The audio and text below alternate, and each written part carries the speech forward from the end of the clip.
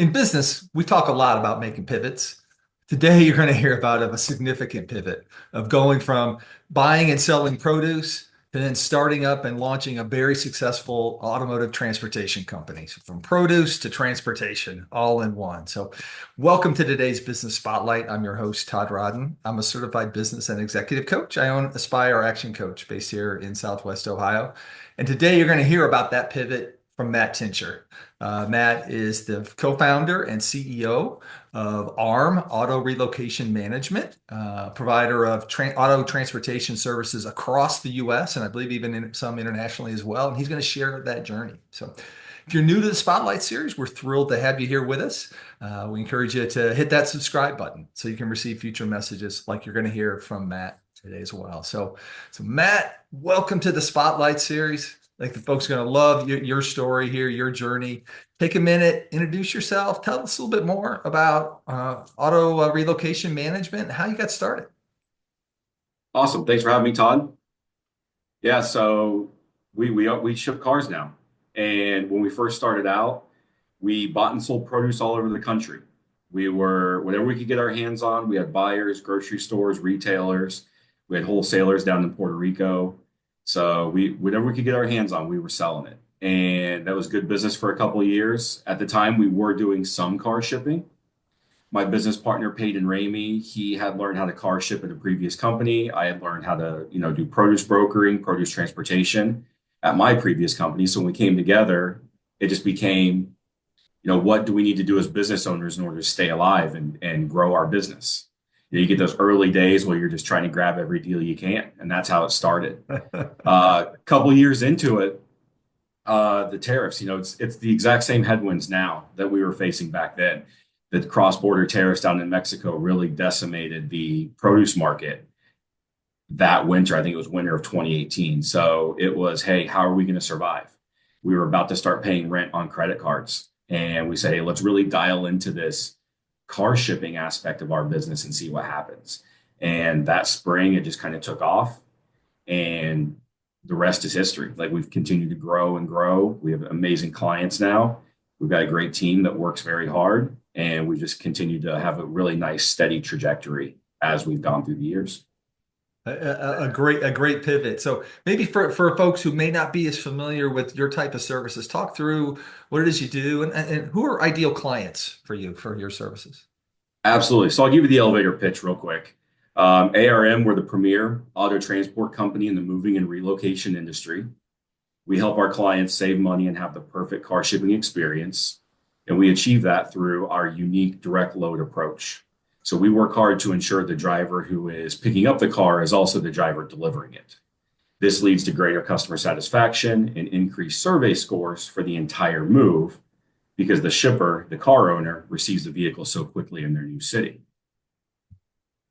And that's really kind of been the basis of which we build our business, has been just rapid, efficient, effective, cost-saving solutions for car shipping. And we dug into that in 2018, and it's still going, 7, 8 years strong later. And in terms of just kind of geographic footprint, where all will you ship to and from? So domestically, all 48 lower states. We do Hawaii and Alaska extremely well. We do cross-border Canada for government and military relocation. We ship down to Mexico, and we can also do globally just about anywhere. The international shipping expert we have here at our company has quoted and shipped over 130 countries in his career. So we've got the ability and the relationships to take this thing to a global reach. Well, we kind of build on that. What have been your keys to growth? You're now roughly what, eight years in. Mhm. How would have been the keys to building relationships and or marketing and generating more business? Absolutely. So as far as the marketing, it has really been phone driven. Cold calling catches a bad rap these days because everyone thinks that you can just do it on LinkedIn or cold email outreach, but we've been old school. Pick up the phone and dial, build relationships that way, and you get so much more done on a 10-minute phone call than you can do on 3 days of emailing back and forth. So we don't really invest too much in the marketing side. We do some drip campaigns through HubSpot. We do some monthly email outreach just to kind of stay, at top of mind for prospects and clients. That way, when they think of car shipping, they think of Matt and ARM. But at the end of the day, it's just about building relationships, hammering the phones. And when it comes to our vendors, we pay our vendors very quickly. And that's the key to really getting that continued great service. So we actually get to choose who we want to work with because they know they're going to get paid quickly. We typically pay our drivers within 2 days, Yeah. and most of our other vendors are on net 14. So they get paid quickly. They want to do business with us. We can typically negotiate rates because of that. Right. So I love that several parts. I love that, but especially that part about the cold calling. So a lot of folks have a lot of uh, call it mind trash, mindset challenges when it comes to cold calling. So clearly you've blown through those. So how have you navigated past some of those challenges, and what have been the keys to making cold calling so effective? So I was not without my challenges, Todd. I still joke about this. The very first cold call I ever made back in like 2010, 2011, I was working with an IT company at the time, and the lady answered on the other line, and I just froze. Like there were no words came out of my mouth. And I sat there, and the sales manager's over there, like, say something, say something. So after about 5 or 10 seconds, he just reached over and just clicked, turned off the phone, and he just died laughing. And he's like, that was the best, worst cold call I've ever seen in my life. He's like, you said nothing. So that's how it starts, right? And then from there, it's just gradually just building, what you're going to say. I have a loose base script of what I'm going to say, but I never want to sound like a robot because every prospect, every client we have has their own unique challenges. Mhm. And my goal is to get to those challenges and find a solution that'll fit them. Or, sometimes as it is, we're just not a good fit for one another. So you've got to be able to discern quickly. You have to be able to qualify quickly. But as the mentality is just show up and do it, get a couple under your belt. And before you know it, you're in a rhythm after a couple hours and you're having fun. The conversations get lighter, they get better. And really, it's just like anything else. Whether you go to the gym and you don't feel like it, get a couple reps under your belt, warm up on the treadmill, do a couple easy calls. You're not calling whales in the first 5 minutes usually. So call a couple minnows, just kind of get in that flow, and then you can start hammering it out once you start getting comfortable and the conversation flows a lot better. So that's kind of been my theory on it. That's what I teach my sales guys is just get in it, get those first couple of reps. And then I even had a client yesterday. We were kind of joking about it. He's like, is it cold calling? Like if you're not just like pounding the phone, like as soon as someone says, no, I'm good, that you're just using that energy to go to like the very next call. And that's what it is. Yes or no. Just you got to go. You just got to keep dialing, dialing. And eventually you're just eventually going to gain that confidence and get over that hump. I love that. I would assume also those then lead into, uh, you know, ongoing referral relationships you build over time as well. What are some like good kind of repeat referral type partners for you? Yeah, that's a great question. So the majority of our business is referral business. Mhm. I am an advocate of how you do one thing is how you do everything. So if you show up and you do great work and you deliver consistently and do what you say you're going to do, that's going to open up so many more doors for you. So just continue to do your core competencies and your core values really, really well every single day. And that's going to lead to generating more and more referrals. So our ideal client is the moving and relocation industry. We work with a ton of moving companies. We work with a lot of the van lines, a lot of the top van line agents. We work with a lot of the relocation management companies. And we even have some corporate business that we get directly. So it's really, we're looking for those people that are moving, 20, 30, 50, 100 moves a year. Mhm. And we just have continued to build that relationship. So they're referring people to us. We're booking the business directly. So that's kind of how our business has grown. And then another piece that we really enjoy, Todd, we work with a lot of Major League Baseball teams. And right now is kind of our quote unquote Super Bowl, if you will. In the next couple of weeks, my business partner and I are going to be on the ground. I'm going to be in Arizona. He's going to be in Florida. We're going to be getting these baseball teams back up to their home ball fields for the season to start. Baseball's right around the corner. And it's a good way that we can connect our love and passion for sports with our love and passion for our business. And we really enjoy that. And I will say this too, going back to cold calling and going back to our early days, like we used to work out of my little 700, 800 foot square foot apartment. And we would be working at our dining room table. And the Cincinnati Reds were the very first car shipping client we ever got. Happened to cold call him one day, Johnny on the spot, like right place, right time. And that's really kind of continued to grow and grow. And now we're again, you talk about referrals, like you do really well with these teams and they start introducing you to other people. A And great that's how we've been able to example. grow our baseball footprint. Absolutely. So yeah, and I got to believe somehow you find a way to get your own road trips out of those spring trainings to Florida or Arizona this time of year as well. Absolutely. Absolutely. And I'll go meet a couple clients down there too. We'll ride off the whole trip. It'll be a great time. So walk us through the, I mean, some great lessons learned, especially around kind of the outreach and building referral relationships. If you look back now, what's been a key challenge or two that you overcame, and how did you, and what did you learn from that? I think that early on, I probably wouldn't have thought of this or even acknowledged it, but I think I was my biggest challenge. I had to get out of my own way. I had to say, like, hey, I'm micromanaging everybody in my company. Like, we're not thriving like we wanted to because I was constantly getting my hands in the day-to-day stuff and not focusing on the growth of the business. I wasn't allowing my employees to thrive and do what they do best. And honestly, we've lost some really good employees over the years because of that. But I will say though, as a business owner and as a CEO now, I'm really glad that I went through that. And I'm glad that I have had business coaches throughout my career that have opened up those blind spots for me because now the team we have is second to none in this industry. And I let them do the thing that I hired them to do.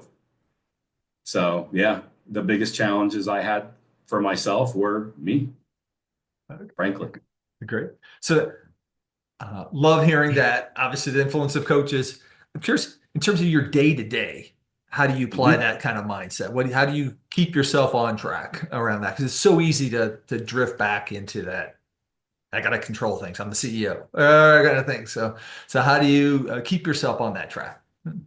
Yeah. So I look at it as like I'm battling my comfort zone. When I feel myself getting pulled back into those day-to-day tasks, I'm asking myself now, why am I pulling myself back into that comfort zone? And usually it's because I don't want to cold call. And no one I don't think ever really wants to cold call. Like you got to get up, you got to start conversations with new people you've never met before. You got to put yourself out there more than off, more than not, you're going to be rejected, right? Like that's just sales. Make 100 dials and hopefully you get 3 or 4 sales out of it. So you're constantly putting yourself out there. So when I'm doing that, I'm asking myself, like, why am I going back into my comfort zone? That's not where the success that I want for myself and my company lies. So pushing myself out of that really helps me compete with me. And it keeps me grounded and it keeps me moving forward. And on top of that, too, I time block throughout my day. And I treat my time blocks like an appointment that I'm meeting an old friend for a beer with. I'm not going to cancel that appointment. So I go through a couple days in advance. I'll say, okay, what on Sunday night, I'll say, what am I doing Monday, Tuesday? Tuesday rolls around. I'm like, what am I doing Wednesday, Thursday? And that way I don't get too far ahead because there's so many dynamics that change. And there's so many appointments and things that come up. So I really try to keep my time block very short and concise, 24 to 48 hours in advance. That way I know that I can really find the right necessary times to do that cold calling, that outreach, that LinkedIn outreach, and things like that. And I can commit to that. Okay, great. Another great example of being very intentional with probably your most precious asset, which is your time, right? Yes. So, so those have been some great past learnings. So as you look forward, right, what's a key challenge that you and the team have in front of you in 2025 and going forward? That's a great question. And we just launched a new service offering called Jumpstart. And that's going to help our transferees, our corporate relocation people get set up in their new city very quickly. So what we're doing is we're leveraging the ability that we have with our vendors, our carriers, to allow them to put personal items in the vehicle with the move so they can transport, basic necessities. That way, when they get to their new home and they're waiting an extra few days, a week or two for their household goods to arrive, they at least have the basic necessities to start getting set up. So as we move forward, that's a program, that's a service offering that we're starting to get into, just a value add that can really kind of separate us from the competition. It's all included in the rate that we give them. So there's no hidden fees, there's nothing extra. Like, hey, this is just something that ARM is doing that, as far as I know, our competitors are not. And then as we look ahead to the future, to the actual market, being in the moving and relocation industry, we are tied to the housing market. We're tied to interest rates.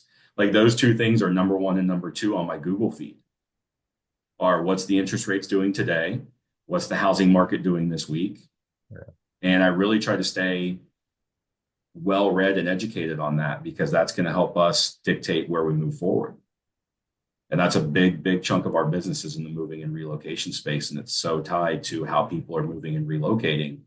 And when people aren't relocating like they weren't at the end of last year, it really kind of pulls our business in, one direction or the other. So those are big things. And as we continue to grow, it's just finding like-minded people for our business that want to come in and work and do the best they can. But we also expect a lot out of our employees. This is not a place where you can just come and have a job and collect a paycheck. We push people to grow and give as much information and ideas as they take from this. So we have a very specific challenge that we look for when we're hiring new employees too. So all those things definitely add a challenge or a layer to this that I think a lot of companies don't have to deal with necessarily. So team, obviously a pivotal topic is there that you Yes. mentioned.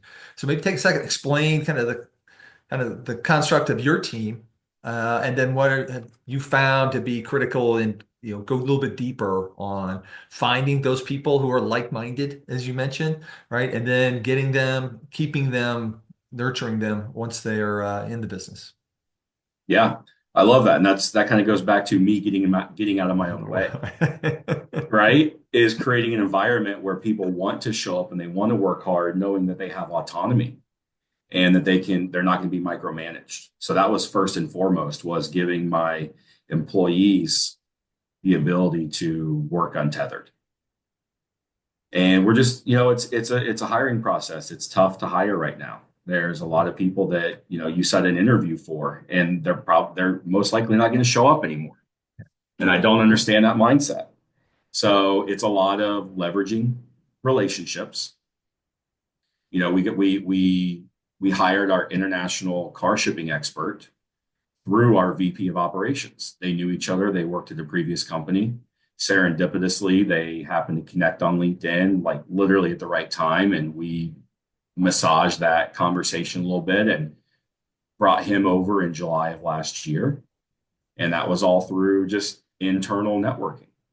So leveraging those relationships, having those conversations, finding who's available out there in the space and just keeping your eye on, hey, are their companies growing? Are their companies closing? Are there shakeups at other companies? Like I really try to keep my eye and my mind on what my competitors are doing, not necessarily on like a day-to-day level, but what they're doing in terms of is it employee friendly or are they having a huge shakeup over there that like maybe it's going to ruffle some feathers and then that's an ability for me to hit someone up on LinkedIn and say, hey, what's going on? You happy? You open to other opportunities. So that's how I'm trying to find other people, and that's how I'm just trying to network and bring on people that want to grow and like we both said, have that kind of like-minded Mhm.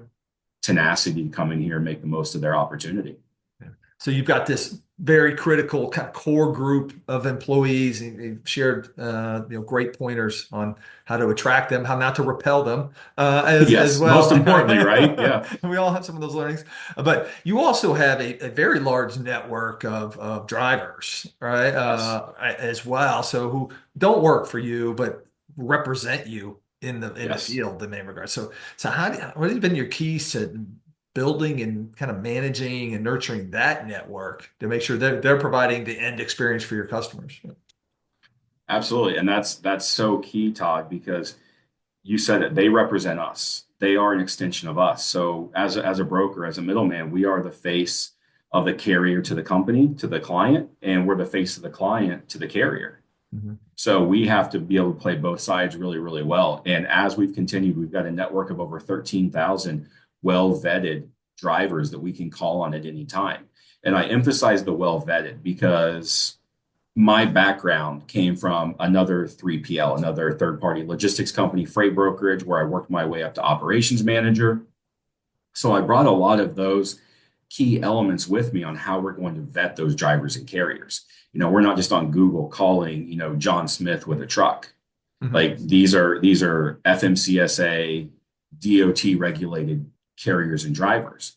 But we don't just stop there. Like we have an entire AI system built out now that I'm very proud to talk about. We launched it a couple months ago that it continuously tracks them. A lot, what happens in this business is a lot of carriers will have like an insurance certificate, and the company that's working with them once a year will update their record with that updated insurance certificate. What we're doing is we're constantly tracking every single day. We're getting all this data dumped through AI that, hey, did they cancel their insurance? Did they have an issue last week? Was there a freight guard report put out on them? So we're pulling dozens and dozens of data points now through our new system. So it's, just because they worked with us last week doesn't give them carte blanche to work with us today. They have to continually go through that rigorous vetting process. And that's how we've been able to do that. But to the point that I made earlier, because of that, we take it on ourselves to make sure that they're paid well and they're made sure they're paid quickly and appropriately. Because we want to establish a great carrier base that we can call on at any time. And they sometimes are willing to drop other orders and loads in order to pick up ours. I'm curious, how did you develop that AI? Did you do that house, or you have somebody do that for you? So we have a back-end management company that we tap into. They handle our legal compliance, they handle our AR, AP, all that stuff. So yeah, it's part of Okay. their system that they have. Yeah. Oh, great. So we were able just to tap right into that, but super excited because now we're able to like shape shift it and make it what we want on the car shipping side because of all the tools and resources that they have. Yeah. So, So I'll say it's been a one of a kind, unique program within the auto transport industry. okay, great. Great AI example. So, Yeah. long gone are the days of, hey, you did that background check vetting at the beginning of an engagement, or maybe you did it annually. You've now got an example. You're doing it live continually every day, right? You're getting updates, Yes, right? On this. absolutely. Essential. So what's your vision longer term, man? Where do you see the business 3, 5+ years down the road? So my ultimate goal is in the next 5 to 7 years, my partner and I, we want to sell the company and I want to retire and move on to the next thing, probably some kind of consulting or coaching or, giving back to the next group of entrepreneurs, kind of what I've been successful for. But as far as the company is concerned, we are just trying to grow and bring on better and better clients every single year. Like we really want to focus on growing out our baseball contacts. Hmm. As we continue to add more business, we more than doubled from last year in the amount of teams that we serve. We now serve 9 baseball teams. So being able to have that ability to continue to grow, that's only going to increase our reach. So from there, we want to really drill into this jumpstart program and go to, corporate direct business to be able to work with those companies. They're oftentimes getting charged hundreds, thousands of dollars over what we charge. So it's just about getting in front of those right people. So as we continue to grow, we just want to continue to grow our customer base into better and better clients that are going to give us more opportunities. And then that'll allow us to be able to give more opportunities to more employees and continue to grow our team that way. So Matt, we have our audience is pretty broad, but we have quite a few folks who are kind of newer in their journey as an entrepreneur, as a business owner. So, Sure. what have been your keys to success? Kind of, hey, what you wish you knew then that you know now. Yeah. So I would say networking is key. Getting out to industry conferences. That's something that I just started last year that really kind of lit a match in terms of referrals. and referral business. Just, I've got some really fun people that I've met that, I doubt we'll ever be able to do business together, Mhm. but we have such a good time when we're together that they have no problem, handing out my information to somebody that might need it. So developing relationships that allow other people to talk about you even when you're not in the room, and hopefully talk about you positively, I should say, right? That they're talking about you positively, that they're passing along your information to the right people when they're having their conversations.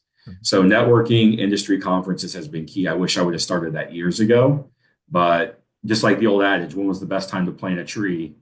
20 years ago. When's the best time now? Today. Right. So Yeah. exactly. Yeah. So yeah, that's my biggest takeaway that I wish I would have done early on in my career. Uh, So, Matt, our time flies here. So, as we look to wrap up here, what are the best ways for folks to stay connected with you and ARM and to check in the future as well? Absolutely. So our website is mycarmove.com. My email is matt@mycarmove.com. And then you can also find me on LinkedIn. I'm very active. I'm trying to get more content out there, trying to, just network better, support other people in our business, and just trying to be more active on there. So those are the best ways to reach me. You can find our phone number if you want to call. We just had somebody call in this morning and they're like, hey, just want to make sure you guys are real and I'm not getting scammed. So if people need to ship a car, you can always call us too. We're very phone driven. We love talking to you, and we want you to know that your vehicle is going to be safe and sound. And our mission here is, we want to provide confidence and peace of mind with every car shipment that we do.